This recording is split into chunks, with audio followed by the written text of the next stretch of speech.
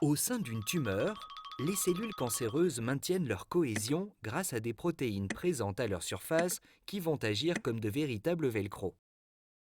Pour infiltrer l'organisme et produire des métastases, ces cellules cancéreuses doivent donc réduire cette adhésion et quitter la tumeur d'origine. Au laboratoire, nous avons découvert que certaines cellules parviennent à réduire cet effet velcro pour pouvoir migrer plus facilement. Comment? Grâce à un mécanisme appelé endocytose. Qu'est-ce que c'est l'endocytose? Voici une cellule qui va nous aider à comprendre cela. La cellule dispose à sa surface de toutes sortes d'outils appelés protéines. Ces protéines servent à communiquer, d'autres à la nutrition, ou encore à l'adhésion et la migration.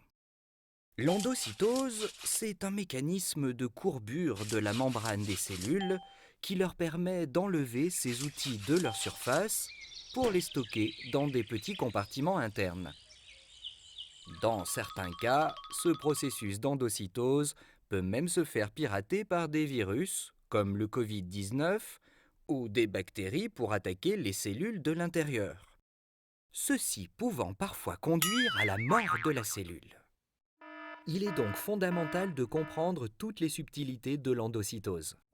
C'est justement là que nous avons fait une découverte, un nouveau mécanisme d'endocytose qui régule l'adhésion et la migration des cellules cancéreuses. Au laboratoire, nous nous sommes intéressés à une protéine qui se trouve à la surface de la cellule, CD166. CD166 peut être vu comme une sorte de petit velcro. On a observé que certaines cellules sont capables d'enlever de leur surface ces petits velcros qui les connectent les unes aux autres via ce nouveau mécanisme d'endocytose. Celui-ci utilise deux protéines importantes pour courber la membrane de la cellule.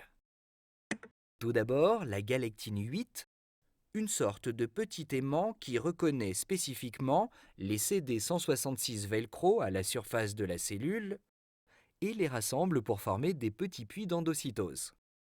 Et ensuite, l'endophiline A3, qui à l'intérieur de la cellule va attraper tel un lasso la surface courbe des petits puits d'endocytose dans lesquels se retrouvent les CD166 velcro et augmenter la déformation de la membrane. L'action séquentielle de ces deux protéines permettra alors l'endocytose des CD166 velcro dans des petits compartiments internes de la cellule. Résultat, s'il y a moins de CD166 à la surface, les cellules adhèrent moins entre elles et peuvent s'échapper et migrer plus facilement. Ce mécanisme fondamental que nous avons découvert a encore de nombreux secrets à révéler, mais nous pensons qu'il pourrait contribuer à la formation de métastases. À long terme, cette découverte pourrait donc déboucher sur la mise au point des nouvelles solutions pour combattre entre autres le cancer. Affaire à suivre.